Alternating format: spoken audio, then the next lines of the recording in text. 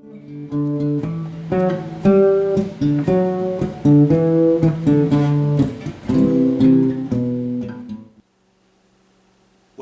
to Mr. Cee's Cooking Experiment. This is episode 7. We're going to be doing a very special rack of lamb dish. It's going to be accompanied by roasted asparagus, butternut squash puree, potato and fig terrine. We're going to do a lamb glace. It's got some really great things to it. Rich Kowalik is here today, also doing Mr. K's wine pairings. He came up with a couple really great wine selections to go along with this lamb dish. So I think you're going to enjoy it. In the past few months, I've had a chance to evaluate my career. It's 31 years, and I went back to the beginning to really think about, where did I get the break? Who was the person that gave me a chance to shine, gave me a chance to be on the path of success? And in 1989, I got a job at the commissary restaurant in Philadelphia. It was an externship. I was put under the guidance of David Danilik. Now, Dave Danilik was the kind of chef that would really coach you on what you needed to do, and really had a lot to offer. He was a great teacher. And he showed me how to formulate recipes, formulate menus, cost food, catering, line cooking, batch cooking, just a whole bunch of really great things that helped me go forward in my career. In fact, he gave me my first opportunity to line cook in the USA Cafe in the commissary, that's where I learned how to do this rack of lamb, the lamb part of this dish. Sadly, 3 years ago, we lost the chef. So this episode is going to be dedicated to him. This respect and my gratitude is long overdue. Honestly, you would not see the chef standing here today that you see without David Danilik. So this episode is going to be dedicated to him. So what do you say we start cooking? Okay, let's start with the center of the plate and the rack of lamb. This is a 2-pound rack of lamb that has been Frenched. You can get these at the store. There is a little bit of fabrication we're going to do to it. We're going to cut off some of this fat that really isn't needed here. It's just excess fat that it's not needed during the cooking. So we're just going to kind of trim it away.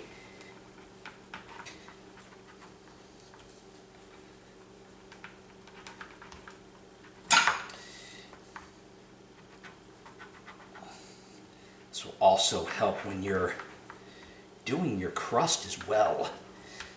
You'll see what I mean, because I'll show you how we're going to make that crust. Alright, so we've taken some of that away. Take this little bit as well. Okay, so you've got your nice loin right there. You flip it over here, and you've got 8 bones. There is a 9th bone here. We're going to cut that bone out. But I wanted to show you how these bones are cleaned. Okay, so the first thing you're going to do is you're going to really start scraping off these things from the top, this skin that's here. Then you're going to turn it to the side, and you're going to go and get your knife in there. You can see this loosening up as well. So, like that, on both sides.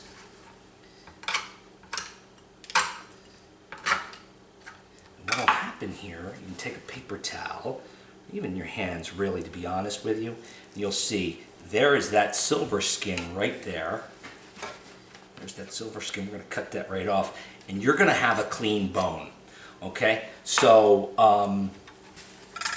this, when it comes down to the presentation, having a clean bone means you're not going to see that stringy looking stuff on the bone hanging off after you've cut it. So we're going to wrap these in foil so they don't really burn. But as you can see, if you do scrape down, again, you'll see that silver skin's going to come right off. I'm going to take out this bone right here as well. Try not to damage that meat. So now you got a nice piece of loin right there, a piece of fat. don't need. Save that bone for the lamb stock. We'll go over about that one. Now, you're going to want to cut these down into equal portions. How are you going to do that? Well, you're going to cut at the fourth bone. You'll see here, you'll be cutting it on an angle against that bone. Okay. Now, you've got 2 portions of your rack. Okay. We're going to put those to the side. Right. And then, quickly show you how we're going to put these breadcrumbs together. I have a cup of regular breadcrumbs here. All right. I have about a tablespoon of chopped parsley. There. And we have some garlic that's done in oil, about a tablespoon. You're going to make sure that oil gets in there as well, okay? Because that oil is going to mix in with the breadcrumbs. It's going to coat the breadcrumbs and it's going to brown easily, because to be honest with you, what happens here is this is done at the very, I'm going to mix all that together. This is done at the very end, this breading. Okay, so mix all that very well. And you reserve it for later. Okay, now you're also going to need a tablespoon of mustard that we're going to brush the lamb with, and then this adheres to the mustard, and then you put it under the broiler and you brown it, and that is how we're going to end up crusting this lamb.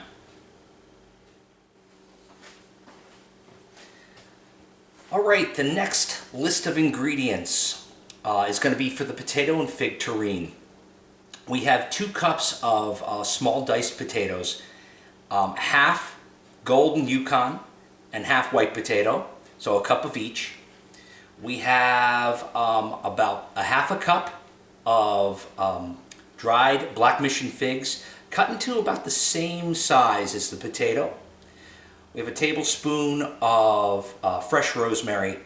The potatoes and the figs are going to be sauteed in olive oil. As you can see, I have here, I use organic olive oil until they're golden brown. And then we're going to be using a ring mold to bake them in the oven. Okay, next on the list here will be the butternut squash puree. 2 cups of butternut squash, 2 tablespoons of whole butter. These are 2/8 of a tablespoon, or teaspoon, 2/8 of a teaspoon of nutmeg. We have 2 tablespoons of honey. We're also going to use 2 tablespoons of organic apple cider vinegar. And then we're gonna cook all of that, and then we're gonna bind it all together with 2/8 of a tablespoon of xanthan gum. And that is an ingredient that will help thicken it. We can shape it on the plate. When we peeled the butternut squash, I kept the seeds. And what I did was I pan roasted them and then mixed them in with some Cajun spice. So we're going to use those as a garnish at the end. Just wanted to let you know that we use the seeds as well. Okay, so the next thing we're going to do is we're going to go and show you how to prep the asparagus. And the asparagus is about this long, and I'm just going to go and peel off the ends here to make them white when we pan roast them.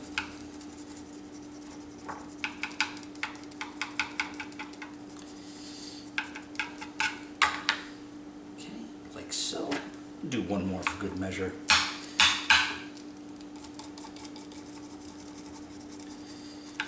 Right.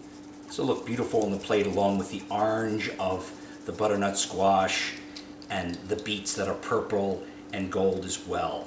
So just to give you a couple examples, we're going to have 6 pieces of those. Okay, moving on. Now the beets. We're going to make a gas streak with vinegar and sugar, so we have equal parts of white sugar and red wine vinegar and a 1/4 cup of orange juice. These are going to all be married together in a pan. They're going to get reduced down to a syrup. These beets are going to be cooked in separate pots, because if you do the red with the gold, it's going to get all messed up. So you do them in separate ones until they're fork tender, which means it slides right out. And what we're going to end up doing is slicing them down, and we're going to end up cutting them with two different kinds of cutters, a round cutter and a square cutter. It's going to look pretty cool on the plate, and then we put the glaze on top. So I think it's going to be a very nice presentation when it's done. Okay, last but not least, the lamb reduction. This gets a third of a cup red wine, 2 tablespoons of shallots, 1 tablespoon of thyme sprigs, and we have made a lamb reduction here already. Not completely down to a demi-glace, but almost there. If you want to find out how to do demi-glace veal, lamb, beef, access the video I made at Food Bites for veal stock, and it goes through the steps on how to do it. What goes on is we sear the lamb and cook it almost to temperature, and then we let it rest. In the same pan that we cook the lamb, we're going to deglaze with the red wine, the shallots, and the thyme, and then we're going to add in the stock until it's the consistency that we want. Then it gets strained and put into a container, a squirt bottle, so that we can go and sauce the plate. But we'll show you how to do exactly how to do that. All right, so we're going to start cooking here. We got a stove full of stuff going on here. We have the gastrique that is working down right now slowly to a syrup. We've got beets in here. We've got butternut squash in here. We're going to do the potatoes right now, though. So we've got our pan good and hot.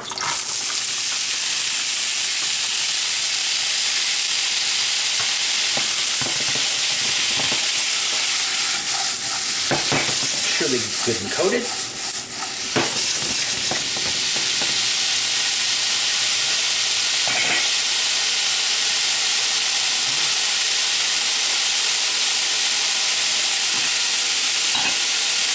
Try and multitask here. A lot of moving parts in this dish. We'll get all the extracurriculars done first, then we're going to start working on the lamb. So we're going to cook these until they are nice and crispy brown. Okay, as you can see, they are getting nice and golden brown. We season with salt and fresh cracked pepper.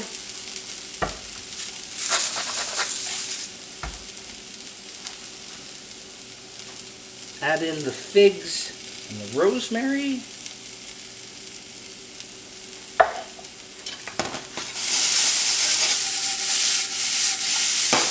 can already smell that rosemary. It's absolutely fantastic. Let that infuse for our butternut squash. That is done. That's ready to go. We'll do that next. And as you can see here, you can see this. It's a nice caramel syrup color, this glaze for the beets as well. So we're going to put that into a squirt bottle. We're going to get these finished off right now.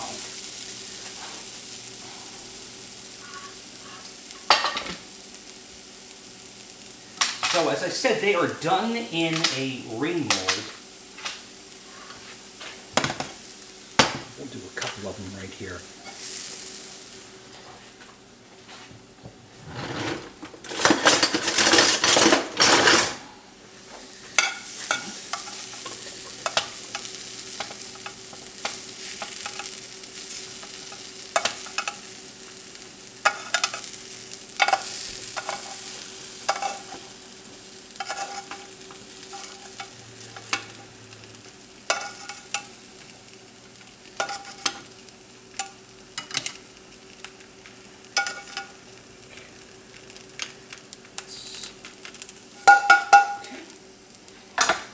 I have a little trick here that I press them down at the beginning here as well. They get finished in the oven. About 20 minutes. Okay, we're going to make the butternut squash puree. We have drained squash. We're now going to put it into our food processor. And the rest of the ingredients as well. As I said before, we're going to do 2 tablespoons of organic apple cider vinegar.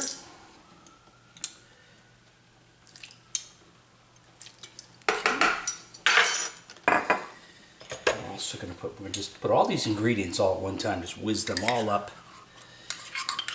Your honey.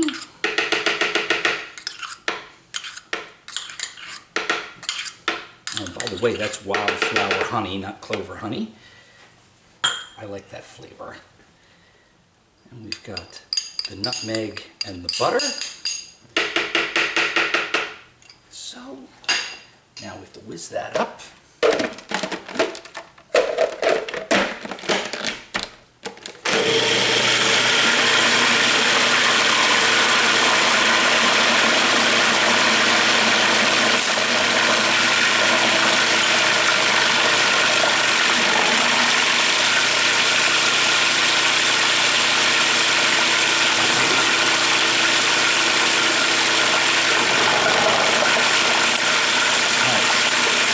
Very important.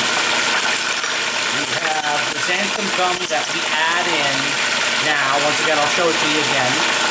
We're going to add in 2/8 of a teaspoon while it's running. You can hear the motor change right away.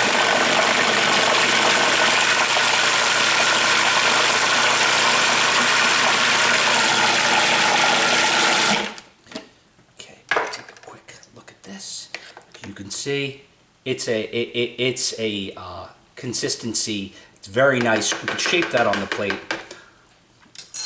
I am going to put some salt in here. No black pepper. I'm just going to keep that out of this part of the dish. And then we'll reserve it and keep it warm. Taste it again. That's the stuff. We're going to keep it warm in a container on top of the stove till we're ready to plate.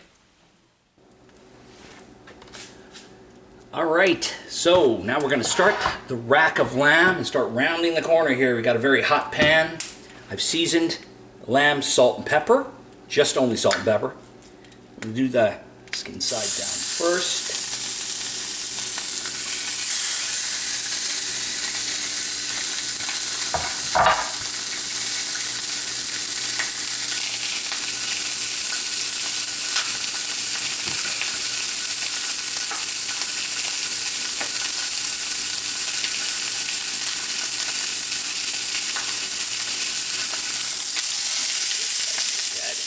Okay, so our racks are getting nice golden brown.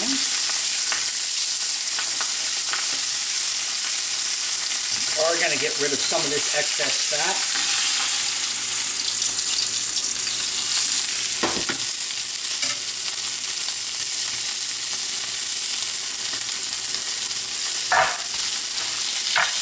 Before we put them in the oven, I'm going to wrap the bones in tin foil so they don't burn. So, they're going to roast in the oven until it's really about rare, medium rare. Then we're going to let it rest.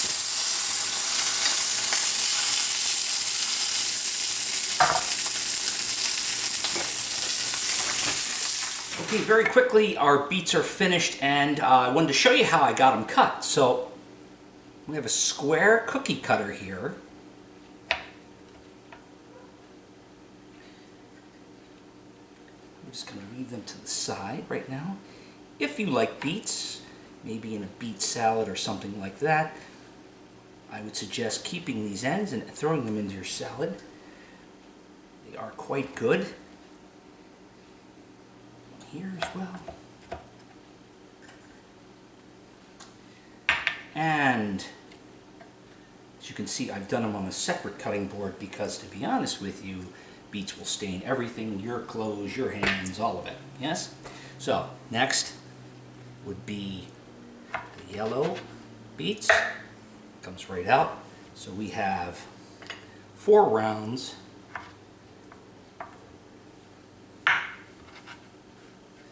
This is going to be how we present these on the plate. Pop that one right out.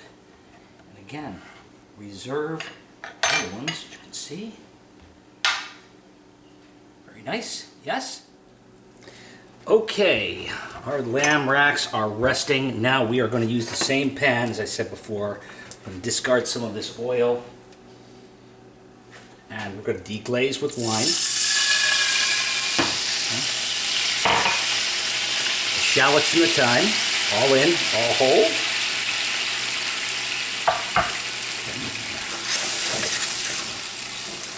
See, it's going to gather all that good lamb residue at the bottom.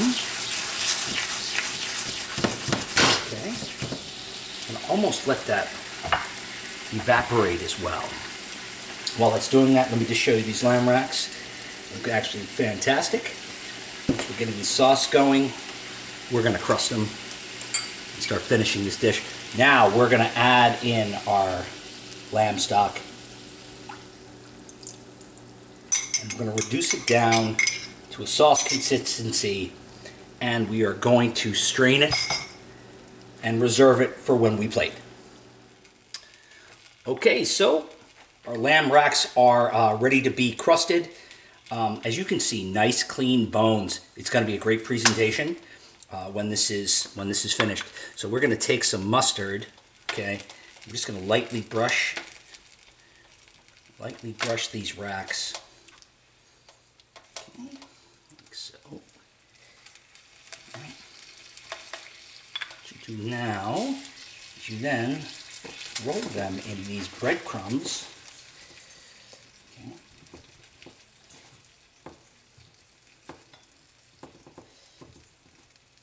See, that's a nice light breading there with a little bit more mustard on here, like so.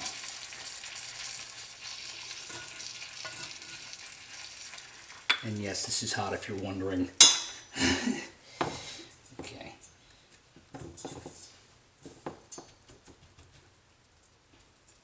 Shake off any excess there. And then they're ready to go under the broiler. They'll be nice and golden brown. And then we will go and start the plate. All right, so we will begin to plate. First thing I'm going to do is I'm going to cut this rack of lamb here in between the two bones, like so.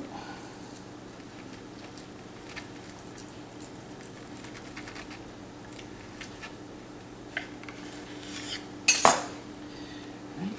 See, that's a beautiful medium rare, but we're going to reserve that for the very end. Cut it though ahead of time. Okay, so first things first. Put a little bit of this lamb sauce to start. Okay. Next on the plate.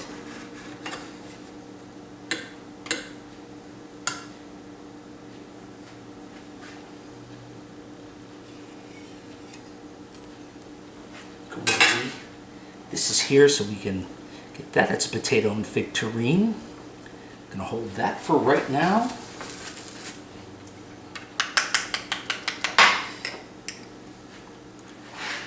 Butternut squash puree. Lemon roll up here.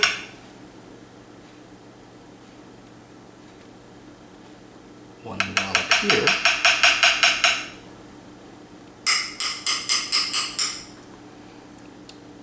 Move it in like that. Your spoon, move it in like that.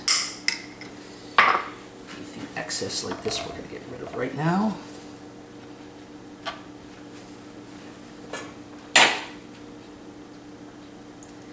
In the butternut squash puree, we're going to put the asparagus right now. This terrine a little bit further up there.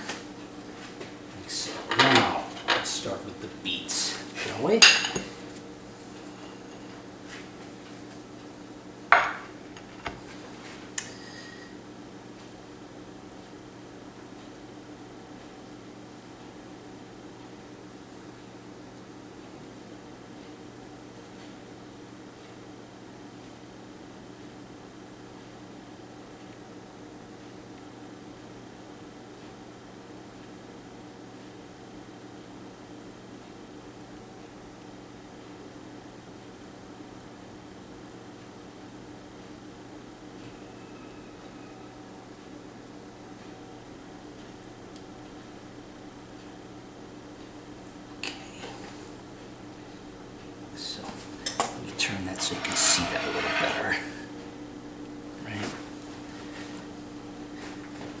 As I said, we are going to glaze those beets.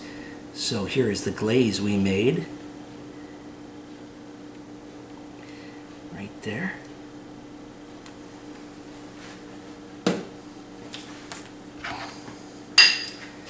Now we're going to take this off.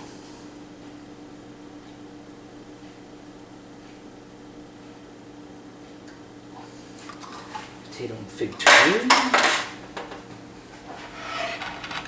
Turn this my way, just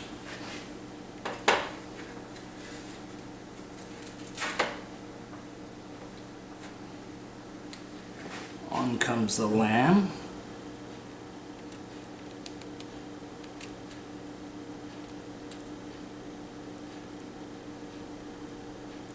Like so.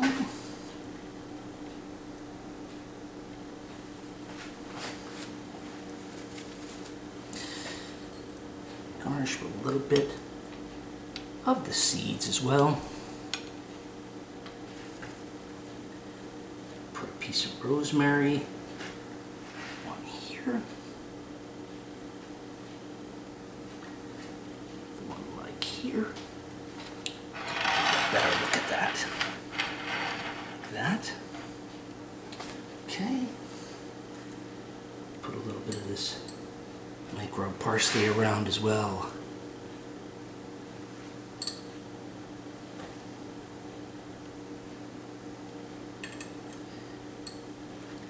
As I said, I've been looking forward to Mr. K's wine pairings. That is coming up directly after I'm finished here with this plate. Add a little bit more sauce here.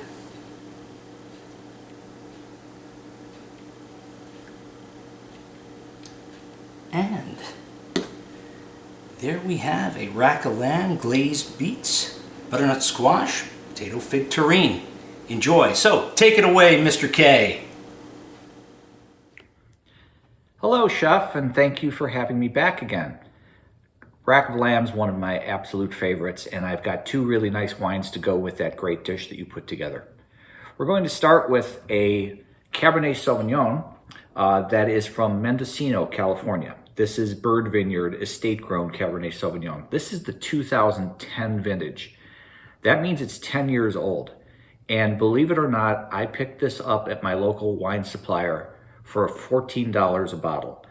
At release, this was a $45 bottle of wine. But what often happens is you can pick up a really great bargain at closeout because what the producers are doing is they're trying to clear some shelf space for the next lot coming in. So you get a big markdown. So this is a fully mature Cabernet Sauvignon.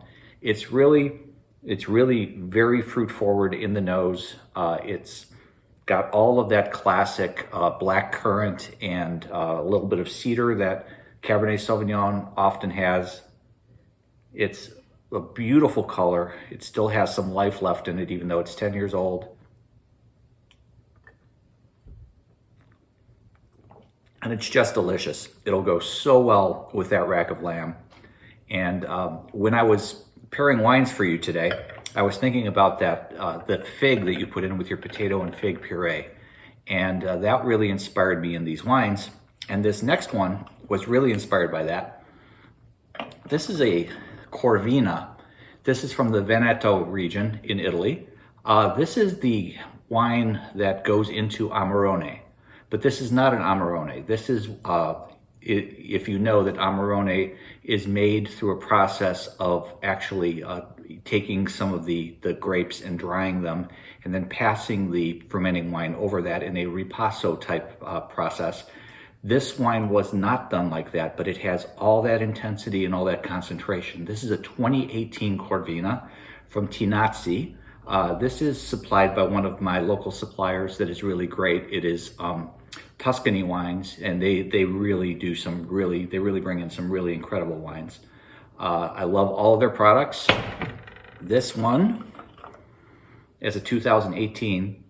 Oh, it's so concentrated, and it has such a nice, sort of a warm, baked nose to it. A little bit of tarriness, just like you would get with Pinot Noir.